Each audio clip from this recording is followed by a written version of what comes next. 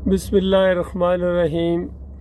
इब्राहीम अलैहिस्सलाम ने बड़ी सख्ती के साथ ताकीद की अपनी औलाद को, देखना मेरे बच्चों, वला तमूतुन्ना इल्ला व अंतुम मुस्लिमून, तुम्हें मौत ना आए मगर इस्लाम की हालत में, मुस्लिम की हैसियत से फर्माबरदारी में तुम्हारी मौत आए। यानी हर लम्हे अपने मालिक और खालिक की फर्माबरदारी करनी है और किसी हाल में भी शिरक नहीं करना है। और किसी भी टाइम मौत आ सकती है, हर वक्त मौत सर के ऊपर सवार रहती है। लिहाजा इंसान को बड़ी एहतियात के साथ ये ज़िंदगी बसर करनी चाहिए और कदम फूंक के रखना है। जो कदम भी उठे सोचो पहले कि अल्लाह की फर्माबरदारी में उठ रहा है या अल्लाह की नाफरमानी में उठ रहा है, तुम्हारी नीयत क्या है। इसी तरह याकूब अलैहिस्सलाम ने मरते वक्त उस वक्त आखिरी वसीयत की, अपने बच्चों को बुलाया और कहा कि मेरे बच्चों, मुझे यानी जो फ़िक्र है वो तुम्हारे ईमान की है। जब तक मैं तुम्हारे अंदर हूँ मेरी नसीहत है, मेरा उठना बैठना है तुम्हारे सामने एक नमूना है, लेकिन मसला यह है कि मेरे बाद तुम किसकी बंदगी करोगे। तो सारे बच्चों ने ये जवाब दिया कि बाबा, हम आपके माबूद, आपके बाप इसहाक के माबूद, आपके दादा इब्राहीम के माबूद की बंदगी करेंगे। वो एक ही माबूद है, इलाहुकुम इलाहुन वाहिद, उसके अलावा कोई और इलाह नहीं है। इस तरह ईमान का उन्होंने इकरार किया। लुकमान हकीम रहमतुल्लाह अलैह ने मरते वक्त अपने बच्चे को यही नसीहत की, मेरे बच्चे, या बुनैया ला तुशरिक बिल्लाह इन्ना शिर्क ला ज़ुल्मुन अज़ीम, मेरे बच्चे अल्लाह के साथ शिरक न करना, ये बहुत बड़ा जुल्म है।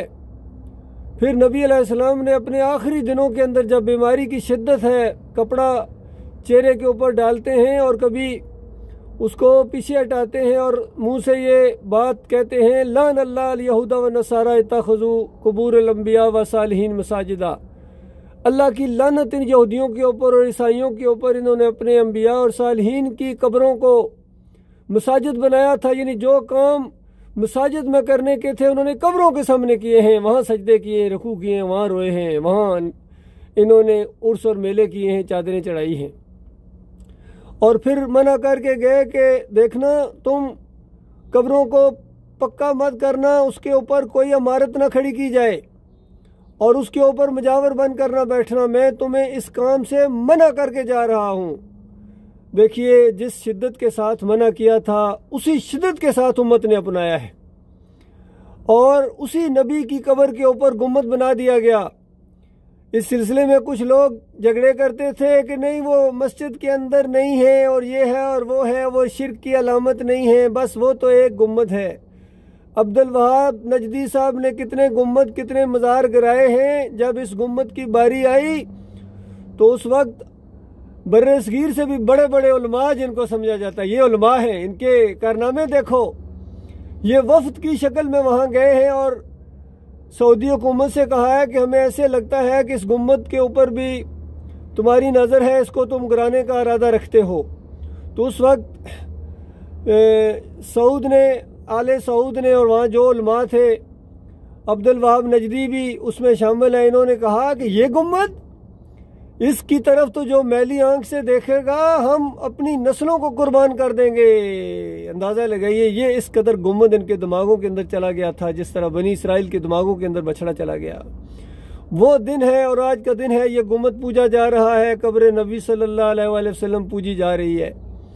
वहाँ रोगन होते हैं और उस तरफ मुँह करके नमाजें पढ़ी जाती हैं। लंबी लंबी दाढ़ियों वाले जब हज से फारिग होते हैं तो आला हजरत का ये मशहूर शेर है, हाजियों आओ सरकार का रोज़ा देखो, काबा तो देख चुके, काबे का काबा देखो।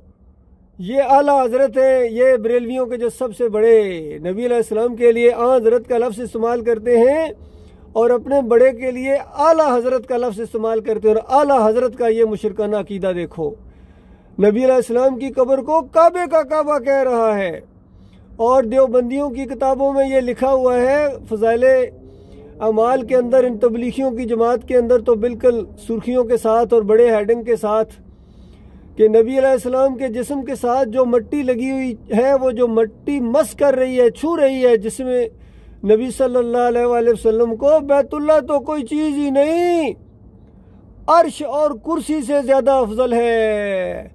तो बताओ अल्लाह के बंदो, कहाँ गई इनकी तबलीगें, कहाँ गए इनके रावण के इज्तिमा और निज़ामुद्दीन में वहाँ बड़े बड़े इज्तिमा, और वहाँ बांग्लादेश में 50-50 लाख के सुना है इज्तिमा होते हैं इनके, और 40-40 दिनों के लिए निकलते हैं, से रोज़ा लगाते हैं, और कुछ सालों के लिए निकलते हैं। इस तरह मुशरिकाना अकीदा इनका। अल्लाह के साथ छेड़ करने वाले, तौहीन करने वाले, मालिक के गुस्ताख। बताओ अल्लाह इनकी नमाज़ों को और इनकी तबलीगों को क्या करेगा। इसी तरह महमूद अल हसन साहब लिखते हैं तफसीर शबीर अहमद उस्मानी के पहले सफ़े के ऊपर कि ये जो इया का नाबुदू व इया का नस्ताइन, इसकी तशरीह में लिखते हैं कि अगर कोई नबी अलैहिस्सलाम को या किसी भी नेक बंदे को, मकबूल बंदे को खालिस वास्ता रहमत इलाही समझ कर अगर पुकारे आर्जी तौर पर, तो ये अल्लाह ही को पुकारना है। अंदाज़ा लगाइए, पहले सफ़े के ऊपर तफसीर शबीर अहमद उस्मानी के अंदर इन्होंने शिरक का इंजेक्शन दे दिया। अब कुरान तुम्हारे लिए हदायत का दरवाज़ा कैसे खोलेगा मुशरिको।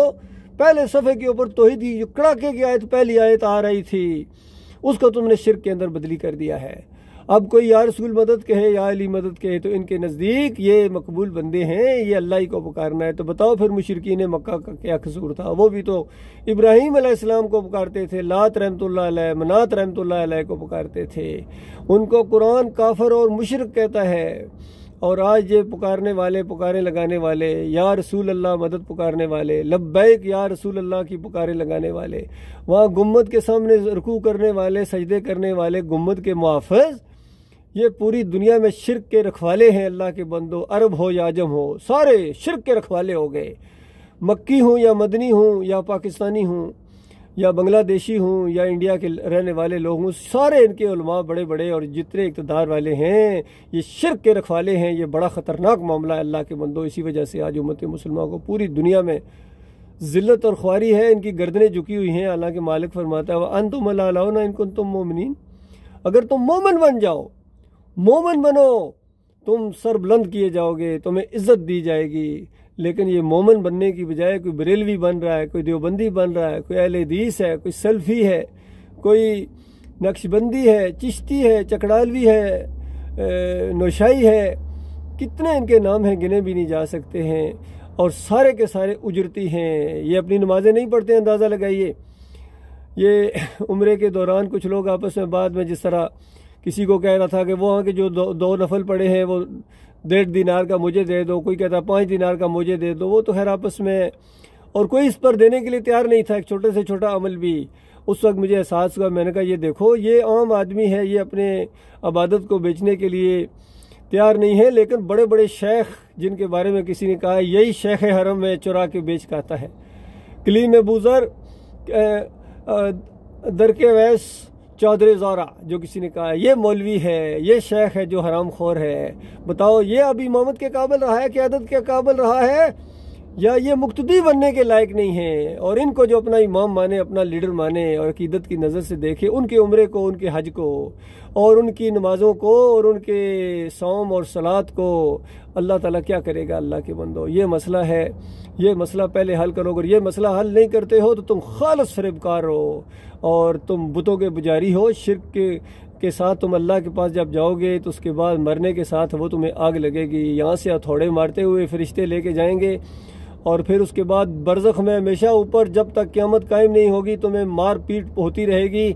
और फिर क़यामत के दिन तुम्हें जब दोबारा ज़िंदा किया जाएगा इन जिस्मों के साथ, तो मैदान महशर में इसी नुक्ते के ऊपर जब फैसला होगा, उस वक्त अपने मौलवियों के ऊपर, पीरों के ऊपर और लीडरों के ऊपर और अफसरान के ऊपर, बड़े बड़े जर्नलों के ऊपर और जजों के ऊपर लानतें भेजोगे कि बेईमानो ये बात तुमने नहीं बताई है, बाकी सारे मसाइल बताते थे, ये मसला तुमने नहीं बताया है। और आज तुम्हारा भाई ये मसला तुम्हें बड़े हमदर्दी के साथ और बड़े ही दिल, टूटे हुए दिल के साथ तुम्हें मैं बता रहा हूँ, क्योंकि तुम्हारे अमाल बर्बाद हैं शिरक की वजह से। तुम्हारी अजीम अक्सरियत शिरक के अंदर चली गई, जो मंजर मैंने वहाँ देखे हैं। अल्लाह ताला अपनी पनाह में रखे, गौर व फिक्र करने की तौफीक अता फरमाए।